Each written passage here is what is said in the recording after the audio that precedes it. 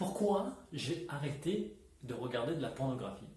Pourquoi est-ce que vous devriez arrêter de regarder aussi de la pornographie? Est-ce que vous vous êtes déjà posé la question? Est-ce que vous l'avez déjà fait aussi?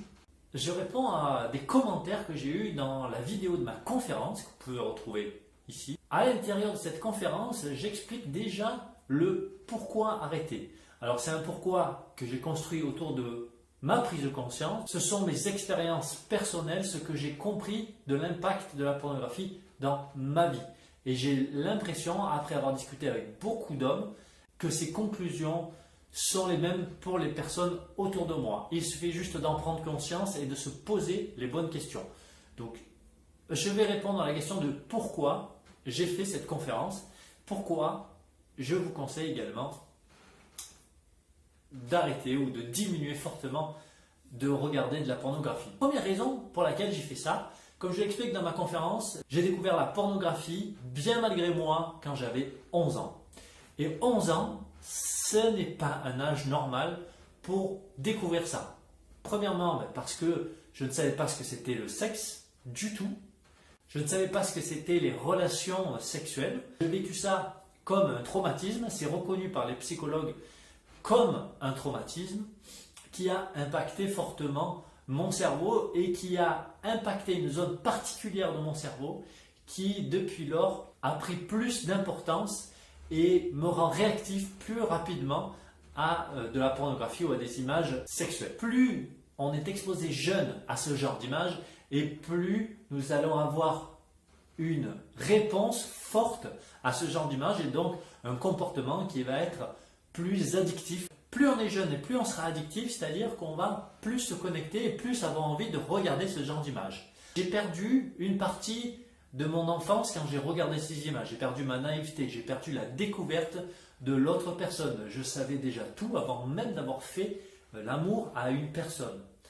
Quand on est adulte et quand on regarde un film porno, ce n'est pas du tout le même impact que quand on n'y connaît rien, comme je l'étais à l'époque, j'étais naïf, et qu'on regarde un film porno.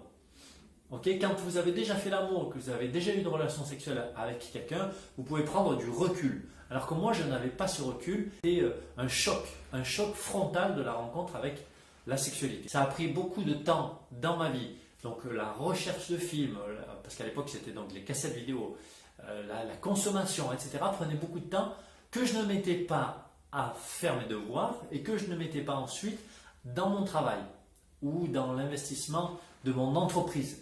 Donc ça coûte en énergie temporelle et d'occupation mentale. C'est-à-dire que vous ne pouvez pas vous concentrer sur une tâche, vous concentrer sur votre travail, vous concentrer sur votre objectif si vous avez en permanence des images porno qui vont venir.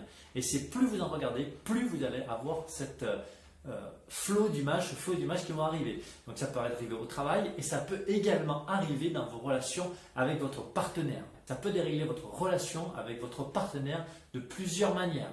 C'est-à-dire, ça peut vous donner envie de faire des choses ou d'avoir des fantasmes avec votre partenaire que vous n'aviez pas avant. C'est-à-dire, ça va vous donner des idées. La pornographie a un effet d'amorçage. C'est-à-dire qu'elle va vous donner envie de faire des choses ou de faire plus ou de faire différemment. Et parfois, comme on n'en parle pas et on reste assez discret sur nos envies sexuelles et nos fantasmes, on va avoir envie de le faire avec quelqu'un d'autre. Et donc, ça peut mener à avoir envie de tromper sa femme ou d'aller faire des choses avec d'autres femmes, avec des prostituées, avec d'autres filles, dans d'autres contextes. Ça peut également perturber votre relation et ne plus vous exciter suffisamment d'être avec une partenaire ou votre partenaire. Comme vous avez énormément d'images stockées dans votre tête, ça va vous déconnecter de la connexion, justement, que vous pourriez avoir avec votre partenaire. Vous pourriez être simplement excité par tous les sens que vous mettez en avant quand vous êtes en communion, en connexion avec votre partenaire dans l'acte sexuel, le toucher, la vue. Mais tous ces sens mis en action à ce moment-là, parce que vous avez regardé du porno, peuvent être diminués, voire complètement détruits ou annihilés, parce que vous vous êtes éduqué à regarder du porno et vous vous êtes éduqué à être sensibilisé à des stimuli, qui sont décorrélés, différents de la personne avec qui vous êtes. vous allez être excité par des stimuli extérieurs à la personne et à la relation dans laquelle vous êtes. Vous avez des références dans votre tête qui ont été ancrées par la pornographie, vous avez des fantasmes dans votre tête qui ne sont plus du tout en rapport avec la réalité de votre relation avec votre partenaire. Alors ça peut être des références physiques, c'est-à-dire vous aimez un certain type de fille, de personne qui n'est plus en rapport avec la personne que vous avez en face. Donc petit à petit, vous pouvez vous détourner de la personne que pourtant vous aimez. Vous ne pouvez ne plus être excité par une simple relation d'une personne avec une personne, c'est-à-dire d'un couple. Peut-être que dans votre tête, votre excitation va uniquement se faire parce que vous avez besoin de voir plusieurs personnes, plusieurs corps. Tout dépend de la catégorie sur lesquelles, des catégories qui vous excitent dans les films porno. Il y a également un facteur énergétique. Quand vous regardez un film porno et vous vous concentrez sur d'autres personnes qui sont derrière un écran, vous n'êtes pas dans une haute énergie. Faites le test après avoir regardé un film porno. Comment vous vous sentez à ce moment-là? Est-ce que vous vous sentez fier de vous? Est-ce que vous vous sentez content d'avoir regardé ce genre de choses? Posez-vous cette question honnêtement et regardez-vous honnêtement. Demandez-vous, est-ce que je suis heureux à ce moment-là? Quand vous avez un rapport avec votre partenaire, quelle énergie vous êtes après, quand vous avez respecté votre partenaire, quand vous êtes connecté, quand vous avez échangé ensemble? Dans quel type d'énergie vous trouvez-vous à ce moment-là? Comparez-le quand vous êtes seul, comparez-le quand vous êtes avec cette personne. Je sais bien que certaines personnes prennent du recul par rapport à ça. Mais il y a d'autres personnes qui n'arrivent pas à prendre ce recul. Plus on est jeune, comme je l'ai dit tout à l'heure, plus ça va être difficile de prendre du recul. Et parfois même, quand on est adulte, à force d'en voir, on ne voit plus la réalité des choses telles qu'elles sont. Et en tout cas, notre vision des choses est perturbée. Mais j'en viens à la vision des femmes. Et la vision des femmes va être énormément perturbée quand on est adepte de films porno et quand on en regarde beaucoup. Parce qu'on va s'imaginer, on va croire, certains en tout cas, vont croire et s'imaginer que les femmes peuvent être maltraitées. Maltraitées, il y a plusieurs façons de maltraiter une personne.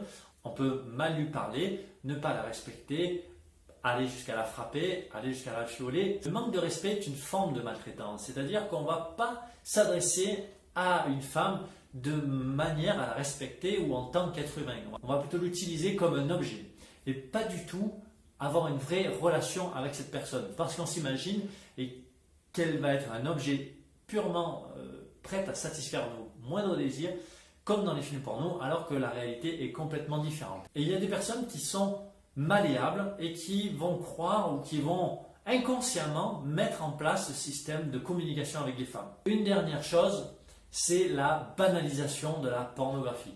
La pornographie aujourd'hui est banalisée. Le sexe en général est banalisé parce qu'il apparaît partout. Dans les publicités, pour vendre, on se sert du sexe à tout bout de champ et on se sert surtout du corps de la femme. Que ce soit pour vendre de la bière ou des voitures, on se sert du sexe et du corps de la femme. Et la pornographie se banalise comme pouvait l'être à une époque la cigarette. La cigarette, on fumait sans problème dans n'importe quel lieu, n'importe quel endroit, même dans une voiture quand il y avait des enfants à l'arrière et on n'imaginait pas tout l'impact qu'il y avait derrière. Aujourd'hui, on est en train de comprendre tous les mécanismes qui se mettent en place dans notre cerveau parce qu'on regarde beaucoup de pornographie ou les hommes regardent plus de pornographie en tout cas que les femmes. On a moins de recul sur la pornographie que sur la consommation de tabac. Regardez aujourd'hui le tabac, comment on est en train de le combattre, comment on est en train de l'exclure des environnements fermés et comment on est en train de mettre en place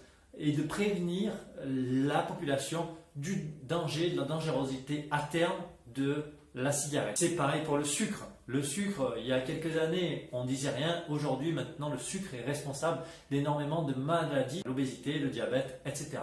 La pornographie, ça ne se voit pas, on est d'accord. Quand vous discutez avec vos amis dehors, vous n'avez pas votre clope de pornographie à la main, mais vous l'avez dans la tête et vous la transportez partout avec vous.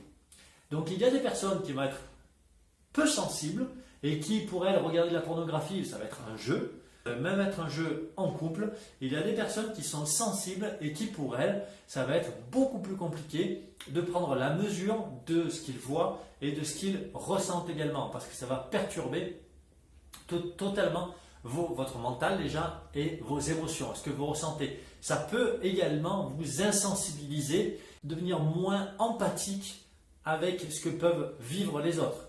Vous allez vous fermer et avoir moins d'échanges, de communication ou être moins réceptif à ce que peuvent ressentir les autres, notamment votre partenaire, parce que vous êtes blindé à force de regarder ce genre d'images, vous êtes blindé mentalement et émotionnellement et vous n'arrivez plus à capter ce qui se passe chez l'autre. Et je vous invite à diminuer, voire à arrêter votre consommation de pornographie.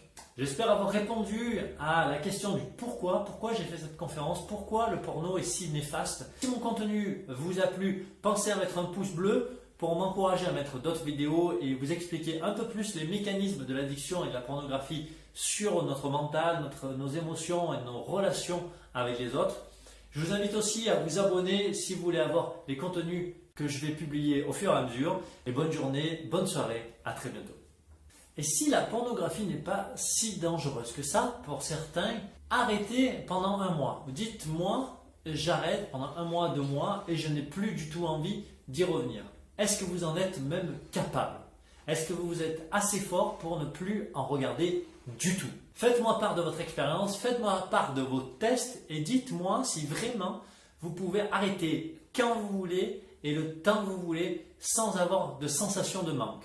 Faites ce test et revenez vers moi et mettez-moi en commentaire ce qui se passe pour vous. Car c'est à ce moment-là, quand on décide d'arrêter, que les complications commencent et qu'on se rend compte, qu'on prend conscience qu'on est vraiment dans un phénomène d'addiction.